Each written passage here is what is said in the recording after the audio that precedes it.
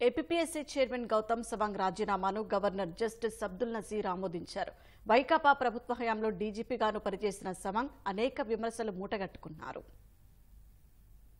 వైకాపా హయాంలో డీజీపీగా వ్యవహరించిన గౌతమ్ సవాంగ్ ప్రతిపక్ష నేతలు, కార్యకర్తలు, ప్రభుత్వ విధానాలు, లోపాల్ని ప్రశ్నించే వారిపై కేసులు పెట్టారు. చంద్రబాబు వెడుతున్న బస్సుపై వైకాపా మూకలు రాళ్లు రువ్వితే నిరసన హక్కు అంటూ నిస్సిగ్గుగా వెనకేసుకొచ్చారు.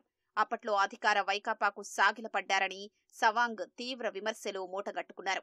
ఆ క్రమంలోనే 2 ఏళ్ల పదవీకాలం ఉండగానే డీజీపీ పదవికి రాజీనామా చేశారు. 2022 ఫిబ్రవరిలో విజయవాడలో ఉద్యోగులు చేపట్టిన చలో విజయవాడ కార్యక్రమం విజయవంతమైన వేళ వైకాపా ప్రభుత్వం డీజీపీ హోదా నుంచి సవాంగ్ ను తప్పించింది. వెంటనే ఆయన్ను అప్పటి సీఎం జగన్ ఏపీఎస్సీ చైర్మన్ గా నియమించారు. ఇప్పుడు కూటమి అధికారంలోకి రావడంతో సవాంగ్ రాజీనామా చేశారు. ఆయన అక్రమాలపై విచారణ చేసే అవకాశం ఉందనే సమాచారంతో ముందుగానే పదవి నుంచి వైదొలిగినట్లు తెలుస్తోంది. జూలై 9, 2025 వరకు ఏపీఎస్సీ పదవిలో గౌతమ్ సవాంగ్ కొనసాగాల్సి ఉంది.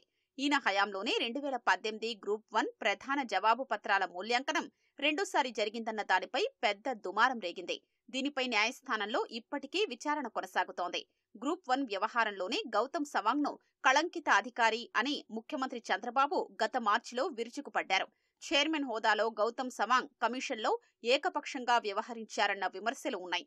పోలీస్ బాస్గా వ్యవహరించిన గౌతమ్ సవాంగ్ పలువురు సభ్యులతో పాటు సీనియర్ అధికారులకు తగిన గౌరవం ఇవ్వలేదన్న విమర్శలు వెల్లువెత్తాయి. గ్రూప్ 1 ఉద్యోగాలు, ఇతర పోస్టుల భర్తీ సందర్భంగా అభ్యర్థులకు మౌఖిక పరీక్షలు, ఇంటర్వ్యూల్లో వచ్చిన మార్కులు బహిర్గతం చేయనీయకుండా గౌతమ్ సవాంగ్ అడ్డుకున్నారన్న విమర్శలు ఉన్నాయి.